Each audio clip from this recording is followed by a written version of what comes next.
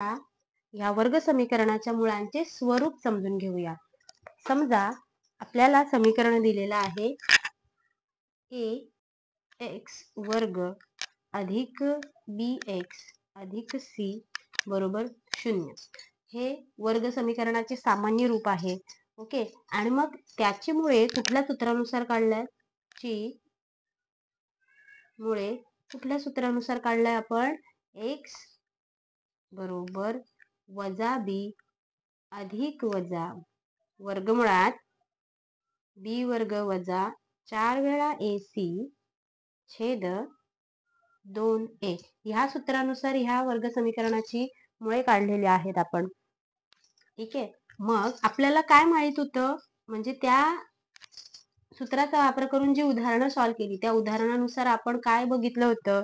जेव्हा जेव्हा b वर्ग वजा 4ac ची किंमत 0 होती, ह्या b वर्ग वजा 4ac ची किंमत जेव्हा जेव्हा आपल्याला 0 आली तेव्हा त्या वर्ग समीकरणाची मुळे कशी होती? वास्तव होती आणि समान होती. म्हणून जेव्हा b वर्ग वजा 4ac ची किंमत 0 होती किंवा असते तेव्हा त्या वर्ग समीकरणाची मुळे कशी असतात? वास्तव आणि समान. ओके, समान होती आणि वास्तव सुद्धा होती. किंवा याच्या पुढे पण जेव्हा कधी आपण वर्ग समीकरण सॉल्व्ह करू सूत्रानुसार तेव्हा b वर्ग वजा 4ac ची किंमत जेव्हा जेव्हा 0 येईल तेव्हा त्या समीकरणाची मुळे वास्तव असतील आणि समान असतील. ओके, जेव्हा जेव्हा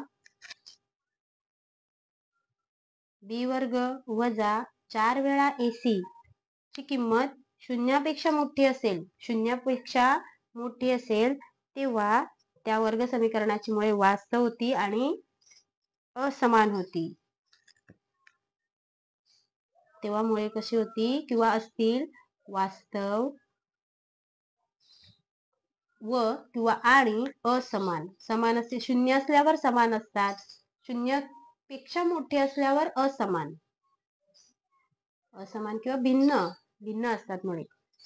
आणि लास्ट वन, जेव्हा b वर्ग वजा 4ac ची किंमत 0 पेक्षा लहान, याची किंमत जेव्हा 0 पेक्षा लहान असते तेव्हा ती मुळे वास्तव संख्याच नसतात. त्या मुळांचे स्वरूप वास्तव संख्येमध्ये नसते. मुळे वास्तव नसतात. ठीक आहे, ह्या गोष्टी ह्या मुळांचे स्वरूप कसे असते हे बघितलं. पहिला पॉइंट आहे 2.5 आपण बघणार आहोत आणि त्या 2.5 साठी लागणारी जी गोष्ट आहे, जी माहिती आहे ती माहिती आपण पहिल्यांदा बघणार आहोत. ठीक आहे, म्हणून आपण काय म्हणू शकतो? म्हणून वर्ग समीकरण ax वर्ग अधिक bx अधिक c बरोबर 0 याच्या मुळांचे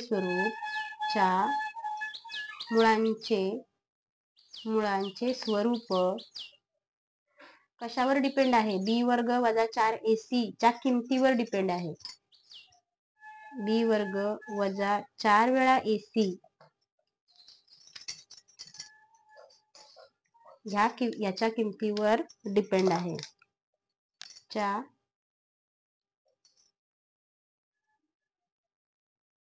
किमतीवर ठरवू शकतो.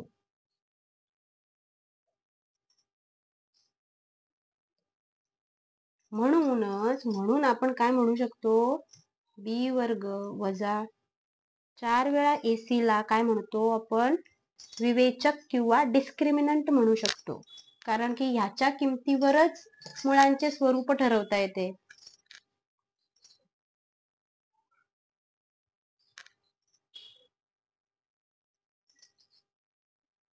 डिस्क्रिमिनंट किंवा विवेचक. तुम्हाला एक्झाम मध्ये प्रश्न विचारला जाईल विवेचकाची किंमत काढायला. ते ह्यालाच विवेचक असं म्हणतात.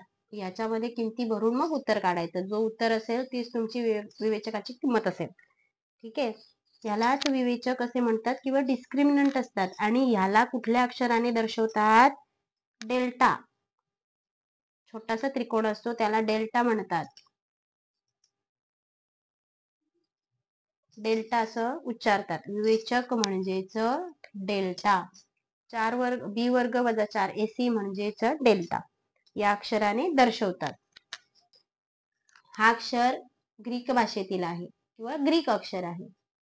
समजलं? समीकरणाच्या मुळांचे स्वरूप कशावर डिपेंड असते? बी वर्ग वजा 4 AC वर डिपेंड असते. मुळांचे स्वरूप बी वर्ग वजा 4 AC वर डिपेंड असते, म्हणून त्याला आपण काय म्हणू शकतो? डिस्क्रिमिनंट म्हणू शकतो किंवा विवेचक असे म्हणतात. आणि तो विवेचक